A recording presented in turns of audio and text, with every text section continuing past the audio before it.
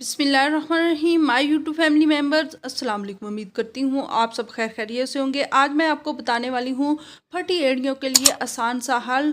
जो ख़वातीन बहुत ही नील सुस्त काहिल और होती हैं, अपने पाँव और हाथों का बिल्कुल भी ख्याल नहीं रखती, और ड्राइनेस के मौसम में तो ये शिकायत अमूमन हर किसी को होती है कि पाँव ड्राई हो गए हैं और एड़ियाँ ज़्यादा ही ड्राई होकर फट गई हैं।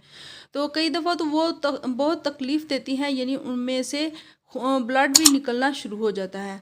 तो इससे पहले कि मैं वीडियो में आगे बढ़ूँ, जल्दी से मेरे चैनल को लाइक कर दें। चैनल पर अगर नई आई हैं तो सब्सक्राइब करना मत भूलिएगा। अगर आपको ये टिप अच्छी लगे तो दूसरों के साथ शेयर ज़रूर कीजिएगा, ताकि दूसरों का भी इससे फ़ायदा हो।